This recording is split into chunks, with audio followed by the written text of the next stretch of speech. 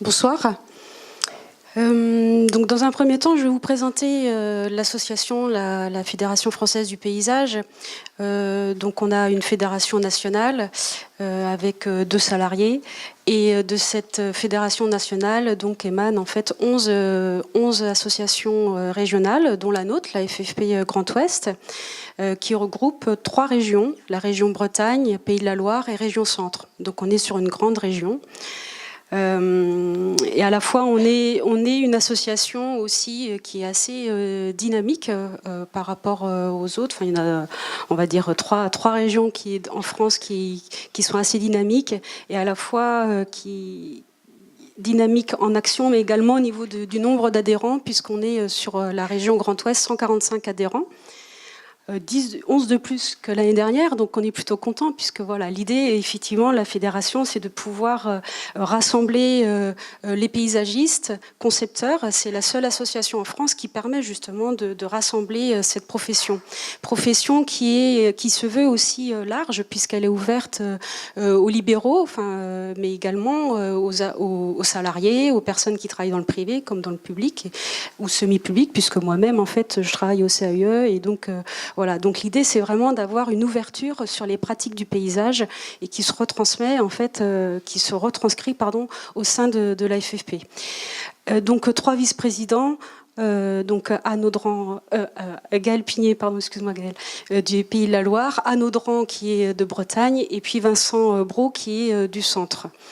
Donc voilà, et donc on voit bien que les Pays de la Loire, enfin dans la région Pays de la Loire, c'est en fait la région qui a le plus d'adhérents, et notamment en fait autour de Nantes, puisque voilà, ça grouille pas mal de paysagistes concepteurs en Loire-Atlantique. Donc notre association, que ça soit en fait au niveau national ou régional, c'est effectivement de pouvoir parler de notre métier, de faire découvrir notre métier qui est encore assez jeune en fait aussi, et à la fois qui est méconnu ou pas assez connu. On a eu la possibilité justement, ça fait, enfin, depuis de nombreuses années en fait, on est dans cette recherche de reconnaissance en fait de cette profession, et depuis en fait 2016 avec la loi sur la biodiversité, on a cette reconnaissance avec notamment l'autorisation de pouvoir porter le titre de paysagiste concepteur. Donc ça c'est déjà un premier pas. À la fois voilà, il faut faire connaître ce métier auprès des maîtres d'ouvrage, auprès du grand public, et puis se rassembler aussi à la fois. Donc nous en région, l'idée c'est aussi voilà, de faire découvrir nos pratiques. Donc du coup, on intervient de différentes façons, notamment on peut participer à différents jurys. On intervient aussi dans les écoles, auprès des étudiants. On a la chance d'avoir 2 écoles de paysage dans notre région.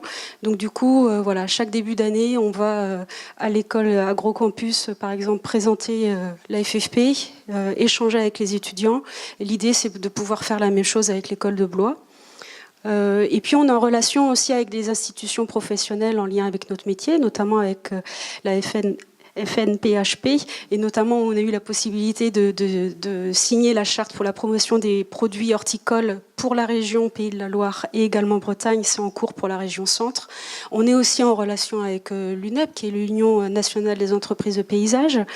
Voilà, donc l'idée c'est effectivement d'être comme ça un peu en lien avec les professionnels du paysage, le monde du paysage, et puis on intervient aussi auprès des CAE par différentes actions. Notamment on avait pu participer au jury de paysage perçu.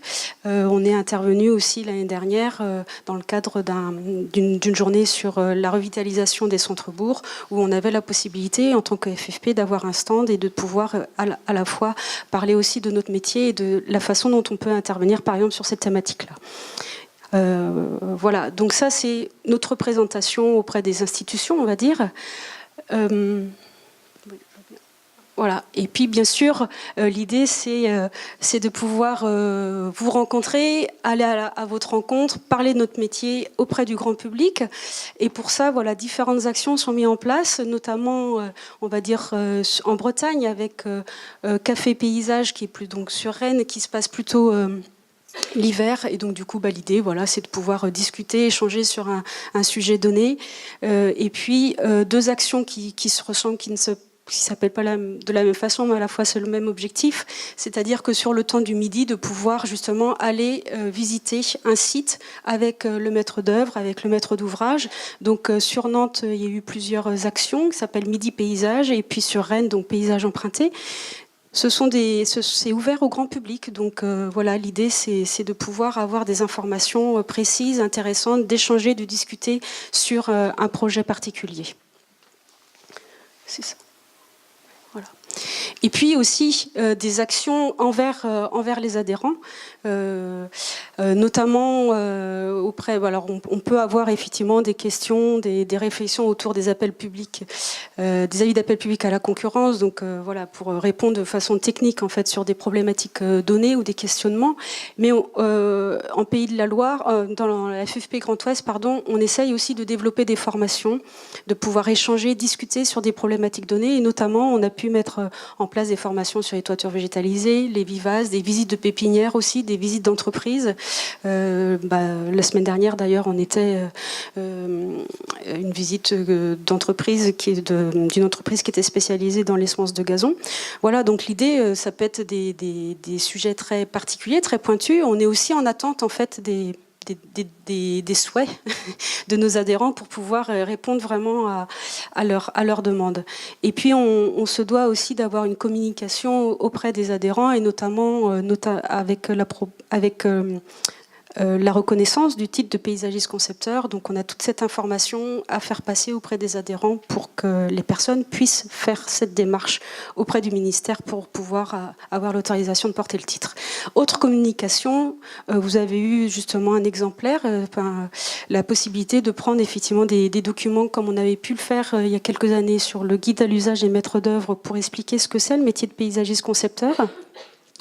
Et à la fois des cartes de vœux, ça fait 2 ans en fait aussi qu'on distribue, alors que c'est plus auprès, on va dire, des instances pour faire connaître aussi notre profession, des cartes de vœux, et à la fois auprès des adhérents la feuille de l'Ouest qu'on appelle, et donc c'est-à-dire que nous on se réunit une fois tous les 2 mois en CA, et suite au CA en fait on envoie aux adhérents un résumé de ce qui a pu être décidé ou discuté autour du CA, et donc ce qui permet aussi régulièrement d'informer en fait les adhérents.